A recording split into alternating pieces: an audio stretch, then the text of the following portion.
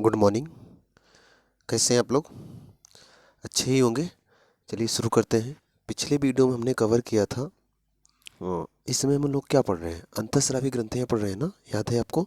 पिछले वीडियो में हमने कवर किया था मस्तिष्क की दो ग्रंथियों का, याद है? एक पीनियल ग्रंथि थी जिसकी वजह से नींद आती है, और एक थी पिट्यूटरी ग्रंथि। क्लियर है ना? ये दो ग्रंथियाँ पिछले वीडियो में कवर किया था। आज की वीडियो में आगे बढ़ते हैं। अंतःस्रावी ग्रंथि और बाह्यस्रावी ग्रंथि और मिश्रित ग्रंथि के रूप में बांट के हम ग्रंथियों को पढ़ रहे हैं। याद है इतना? किस ग्रंथि की क्या विशेषता होती है पिछले वीडियो में हमने आपको समझा रखा है। ठीक, तो आज आगे बढ़ते हैं। एक बात ध्यान से समझिएगा मेरी बात। अगर आप इन सबको समझ लेंगे ना, तो भविष्य में जहाँ से भी एग्जाम में अक्सर बायोलॉजी से क्वेश्चन, साइंस के पार्ट को जब जोड़ के पेपर बनाया जाता है ना, तो बायोलॉजी को मुख्य फोकस करके पेपर बनाया जाता है। मतलब कि साइंस के 3 हिस्से में बायोलॉजी और फिजिक्स और केमिस्ट्री में आपको मुख्यतः फोकस देना है बायोलॉजी को, उसके बाद फिजिक्स को, सबसे कम फोकस करना है केमिस्ट्री को। पता होना चाहिए क्या पढ़ना है, तभी अच्छी सी तैयारी हो सकती है। अंधेरे में दिन रात पढ़ने से कोई मतलब नहीं होगा। एक स्मार्ट एजुकेशन बहुत ज़रूरी है। स्मार्ट पढ़ाई का मतलब कि वहीं पे पढ़ के वहीं पर फोकस करके पढ़ो जहाँ से क्वेश्चन बनते हैं। पढ़ने को तो पूरा किताब, इतनी किताबें आप रखोगे ज़िंदगी भर पढ़ो तब भी नहीं ख़त्म होंगे। बात तो समझ में आ रही ना? इसलिए हमेशा आपके दिमाग में एक बात होनी चाहिए कि आपको क्या पढ़ना है। जो पढ़ना है उस पर ज़्यादा फोकस करना है। उसके बाद और भी चीज़ें पढ़िए, टाइम मिल रहा है तो और भी चीज़ें पढ़िए, लेकिन जिस चीज़ की तैयारी कर रहे हो उसमें क्या पूछा जाता है उस पर ज़्यादा फोकस होना चाहिए। तभी एक अच्छी तैयारी हो जा सकती है और एग्ज़ाम में एक अच्छा नंबर निकाला जा सकता है ना। तो चलिए शुरू कर लेते हैं आज। पिछले वीडियो हमने पीनियल देखा था और पेट्रोटरी देखा था, तो आप नहीं देखे हो तो उसको जाकर वापस देख लेना। आज हम सबसे पहले देखेंगे थायराइड ग्रंथ। थायराइड ग्रंथ के बारे में थोड़ी सी विशेषता उसकी जानेंगे। ये लिखा है थायराइड, दिख रहा है? कहाँ मिलता है? सिंपल सा दिख रहा होगा। ये चित्र इसलिए लिया गया है क्योंकि आपको पता होना चाहिए। कभी कभी क्वेश्चन ये आता है कि ये ग्रंथ शरीर में कहाँ होती है, तो चित्र भी दिखता रहेगा ना, तो दिमाग में एक फिगर बन जाएगा, अच्छा ये यहाँ होती है, उससे भी हो जाएगा। अगर उसकी विशेषता पूछेंगे, विशेषता बताने चल रहे हैं, वो हो जाएगा। तो सिंपल सी बात, आपको दिख रहा है कि ये गले में होगी, गले में बना है ना, तो ये थायराइड ग्रंथ गले में होगी। तो चलें इसके बारे में थोड़ा सा बता दें आपको, ध्यान से सुनिएगा। पहली बात तो आकार आप देख लीजिए, ये थायराइड ग्रंथि का आकार है, और ये जो आई हुई है ये आपके आहार नलिका आई हुई है, उसी के ऊपर ये थायराइड ग्रंथि होती है। काम क्या है इसको समझते हैं, ध्यान से समझिएगा। शायद पिछले वीडियो में आपको थोड़ा कम समझ में आया था, इसलिए आज बता रहा हूँ, ध्यान से समझने की कोशिश। ये जो थायराइड ग्रंथि है, दिख रहा है? पहले चित्र ध्यान से देखिए आप, नहीं तो दिमाग से उतर जाएगा। ये जो दिल के आकार का बना है, दिल के आकार में आप बोल सकते हो तितली के आकार का, ये जो थायराइड ग्रंथि है, इसमें आप देखो जगह जगह जो बिंदियां बनी हैं, एक मिनट, इसमें आप देखो जगह जगह जो बिंदियां बनी हुई हैं, दिख रहा है? ये एक मिनट, ये ये दिख रहा है ना जगह जगह, थोड़ा देखिए, अब हाईलाइट कर रहा है। ये जो बिंदियां हैं, यहाँ लिखा है पैराथायराइड, लिख रहा है ना, और ये जो पूरी ग्रंथि है ये क्या है? थायराइड ग्रंथ। बात क्लियर हो रही है? अब इस बात को समझिएगा। ये जो पैराथायराइड होता है, यह कैल्शियम के अवशोषण के लिए, कैल्शियम जानते हो हड्डियों में कैल्शियम होता है, जानते हो ना, तो ये कैल्शियम के अवशोषण के लिए जिम्मेदार होता है पैराथायराइड। और इससे इससे जो हार्मोन निकलता है उसका नाम है पराथ हार्मोन। कौन सा हार्मोन? पराथ हार्मोन। ठीक है, एक बात। दूसरी बात, इसकी कमी से, अगर इस हार्मोन, इससे जो हार्मोन निकलता है पराथ हार्मोन, अगर ये कम हो जाए तो क्या होगा? हड्डियां कमज़ोर पड़ जाती हैं।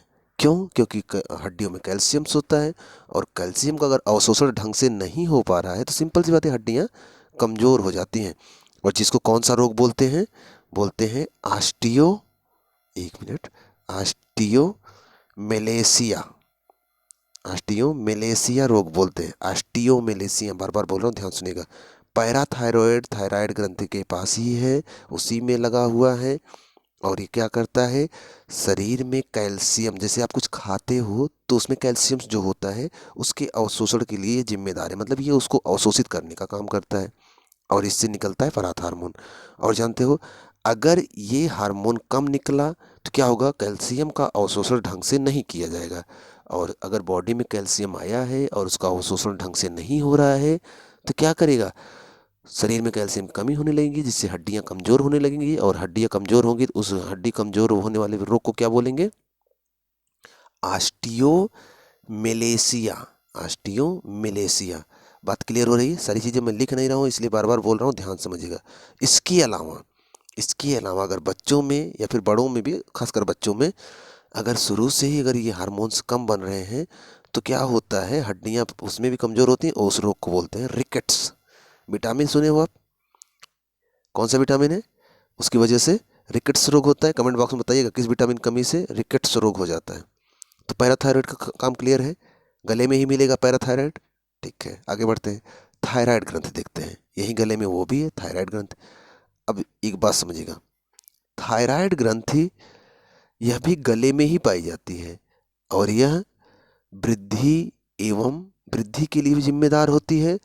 और अगर थायराइड हार्मोन बॉडी में बढ़ जाए, थायराइड से निकलने वाला हार्मोन ज़रूरत से ज़्यादा निकल गया, अच्छा, कंट्रोल कौन करता है? मास्टर साहब। मास्टर साहब कौन है? पीयूष ग्रंथि। कहाँ रहते हैं? दिमाग में रहते हैं, क्योंकि दिमाग ही सबको कंट्रोल करता है। तो मास्टर साहब भी कहाँ हैं? दिमाग में। कंट्रोल सबको कर रहे हैं दिमाग में बैठ के, इसीलिए उनको मास्टर बोलते हैं। बात क्लियर है? अब क्या होता है, थायराइड हार्मोन अगर ज़्यादा निकल जाता है बॉडी में तो क्या होता है, व्यक्ति का आकार, जैसे एक सामान्य व्यक्ति का आकार ये है ना, तो ज़्यादा निकलने पर व्यक्ति का आकार ये हो जाता है, व्यक्ति दैत्याकार हो जाता है, जिसे क्या बोलते हैं, भीमकायता बीमारी, महाकायता बीमारी कहते हैं। बात क्लियर है ना? अगर ज़्यादा निकल गया तो, अगर कमी हो गई तो व्यक्ति का आकार ये है। अगर हार्मोन, मतलब जनरली व्यक्ति का आकार ये है, लेकिन अगर हार्मोन की कमी हो गई तो व्यक्ति का आकार ये हो जाएगा। मतलब कि कैसा हो जाएगा, व्यक्ति बौना रह जाता है। बात क्लियर है ना? अधिक हो गया तो महाकायता, कम हो गया तो बौना। मतलब मेंटेन होना चाहिए। मेंटेन के लिए पीयूष ग्रंथि के माध्यम से दिमाग सारा काम करता है। बात क्लियर है? क्योंकि मास्टर साहब दिमाग में रहते हैं। आगे आगे समझिएगा, अगर थायराइड ग्रंथि, जी जो थायराइड ग्रंथि है, इसको खुद भी विकास के लिए आयोडीन की ज़रूरत पड़ती है। इस ग्रंथि को आयोडीन चाहिए, और आयोडीन की ज़रूरत पड़ती है। अगर इसकी कमी हो गई, अगर इस ग्रंथि को, ये जो थायराइड ग्रंथि है, अगर इसको आयोडीन की कमी हो गई तो ये मुंह फुला लेती है। मुंह फुला लेती है मतलब रूठ जाती है। कहने का मतलब ये है, जैसे लोग रूठ जाते हैं मुंह फुला लेते हैं, ऐसे ये भी क्या करती है, फूलने लगती है, अपना आकार बड़ा करने लगती है, क्योंकि इसमें आयोडीन की कमी हो जाती है। तो अगर ये आकार बड़ा होता है तो ये गला मोटा सा दिखने लगता है। तो कौन सा रोग बोलते हैं? घेघा रोग बोलते हैं। और एक बात आपको शायद क्लास में भी बताई गई है, पहाड़ी क्षेत्रों में घेघा रोग अधिक मिलता है मैदानी क्षेत्रों की तुलना में। आप तो मैदान में रहते हैं, आपको क्या प्रॉब्लम है? आपको कोई प्रॉब्लम नहीं है। पहाड़ी क्षेत्रों में आयोडीन कम मिलता है। आयोडीन कम मिलता है तो पहाड़ी क्षेत्रों के लोगों के शरीर में आयोडीन की कमी हो जाती है, इसीलिए उनको बोला जाता है आयोडीन युक्त नमक खाएं। आपको भी बोला जाता है आयोडीन युक्त नमक खाएं, ताकि आपकी ग्रंथि मुंह ना फुलाए ना, नहीं तो बाहर निकलने में भी शर्म लगेगी। ठीक, तो एक बात, दो तीन चीज़ें फैक्ट में बता दिया हूँ, ध्यान रखना, अच्छी चीज़ें हैं। ठीक है, थायराइड पैराथायराइड क्लियर है आपके दिमाग में? आगे बढ़ चले, चलिए आगे चलते हैं। एक चीज़ बताना भूल गए, देख लीजिए, हालांकि ग्रंथि कोई नहीं है, यहाँ पर ये दिख रहा है ट्रेकिया लिखा गया है, ये ट्रेकिया लिखा गया है ना। आपके जब मुंह खोलते हो तो अंदर यहाँ पर एक ऐसे मांसल पार्ट लटका रहता है, दिखाता है ना आपको? मुंह खोलते हो तो अंदर एक ऐसे मांसल पार्ट लटका हुआ रहता है, ट्रेकिया यहीं पर है। और यहीं से एक नली जाती है भोजन अमाशय में, और एक नली निकल जाती है फेफड़े में। क्लियर है? चलो वो तो पढ़ाए आपको, ये पढ़ाया जाएगा बाद में। आगे चलते हैं, अगली ग्रंथि देखते हैं। अगली ग्रंथि भी देख लेते हैं, यहीं पर, यहीं पास में ही है, इसके जस्ट पास में है, ये दिख रहा है आपको, ये है थाइमस ग्रंथि। थाइमस ग्रंथि की विशेषता क्या है? पहली बात, कहाँ होती है? यहीं से आपका सीना अलग हुआ है, याद है? और यहीं पर आपका दिल भी है, याद है? तो सीने के पास होती है थाइमस ग्रंथि, याद रह जाएगा ना? कहाँ होती है? सीने के पास थाइमस ग्रंथि। उसके ऊपर कौन सी ग्रंथि है? थायराइड ग्रंथि है। उसके ऊपर पीयूष ग्रंथि है। बात क्लियर है ना? कभी अगर ग्रंथियों को बॉडी में क्रम के हिसाब से लगाने के लिए भी आ जाए तो ये चित्र बहुत उपयोगी होने वाला है आपके लिए। ठीक है, कि शरीर में नीचे से ऊपर के क्रम में सजाइए, ऊपर से नीचे के क्रम में सजाइए, तो थोड़ा सा पता तो होना चाहिए ना, चित्र देखे रहेंगे तभी पता हो पाएगा। इसीलिए चित्र ज़्यादा उपयोगी है यहाँ पर। थाइमस ग्रंथि की विशेषता क्या है? पहली विशेषता है कि ये सीने में मिलती है। दूसरी, इसका काम ही होता है शरीर में प्रतिरक्षा तंत्र का निर्माण करना, एंटीबॉडी का निर्माण करना। और जानते हो, जब कोई बच्चा जन्म लेता है तो शुरुआती 2-3 साल में 5 साल तक ये ज़बरदस्त एक्टिव होता है। इतना ज़बरदस्त एक्टिव होता है, उस समय शरीर में कोई भी बैक्टीरिया, कोई भी जीवाणु, कोई भी वायरस घुसता है ना, उसके लिए तुरंत प्रतिरक्षा तंत्र बना लिया जाता है। कौन बनाता है? थाइमस ग्रंथि का काम ही होता है शरीर में एंटीबॉडी बनाना, ताकि जो भी जीवाणु रोगाणु शरीर में घुसे उनको मार के ख़त्म कर दे। 2 काम करता है ये। सबसे पहली बात सुनिएगा, मान लो कि मुंह से कुछ खाया इसने, इधर से आया, शरीर में गंदा था वो, बैक्टीरिया ढेर सारे आ गए, तुरंत शरीर को पता चल जाएगा कि शरीर में जीवाणु आ गए हैं। तो शरीर जो है आमाशय में आएगा, तो आमाशय को पता चल जाएगा, आमाशय संदेश भेजेगा दिमाग को कि बॉडी में कुछ जीवाणु आ गए हैं जो नुकसान पहुंचा सकते हैं। तो आमाशय तुरंत थाइमस ग्रंथ को, दिमाग तुरंत थाइमस ग्रंथ को संदेश भेजेगा कि कुछ जीवाणु आए हैं, उन्हें ख़त्म करने के लिए एंटीबॉडी बनाओ। बात क्लियर है? तो तुरंत ये एंटीबॉडी बनाएगा और उस चीज़ को मार के ख़त्म कर देगा। उसके बाद ये दिमाग से पूछेगा कि वो मर गया, अब क्या करना है? तो दिमाग इसको बोलेगा, थाइमस ग्रंथि को, ठीक है मर गया कोई बात नहीं है, अभी जो आप एंटीबॉडी बनाए हो उसे फोटोकॉपी, उसको सेव करके रख लो, भविष्य में अगर उस टाइप का जीवाणु फिर आएगा मुझे बताने की ज़रूरत ना पड़े, आप मार देना। तो थाइमस ग्रंथि दिमाग का आज्ञाकारी शिष्य है, मतलब दिमाग जो बोलेगा वो उसको करेगा, तो उसकी बात मान लेता है। तो ऐसे ही बचपन में जब थाइमस ग्रंथि बहुत एक्टिव होता है ना, ज़बरदस्त एक्टिव होता है 2 से 3 साल में, तो उस टाइम जितने भी जीवाणु अंदर घुसते हैं, जितने भी वायरस अंदर घुसते हैं ना, सब के लिए वो एंटीबॉडी बना लेता है, उनको ख़त्म करके उनकी एक फ़ोटोकॉपी सेव कर लेता है। यही कारण है कि सभी टीके बचपन में लगाए जाते हैं, सभी वायरस जीवाणुओं के टीके बचपन में लगाए जाते हैं, ताकि जो भी वायरस अंदर बचपन में घुसेगा उसका एंटीबॉडी बन जाएगा, फिर वो बच्चा बड़ा बूढ़ा जब भी होगा उसकी बॉडी में कभी भी वो आएगा तो उसको ख़त्म कर लिया जाएगा। थाइमस ग्रंथि इतनी एक्टिवेट होती है। बात क्लियर है?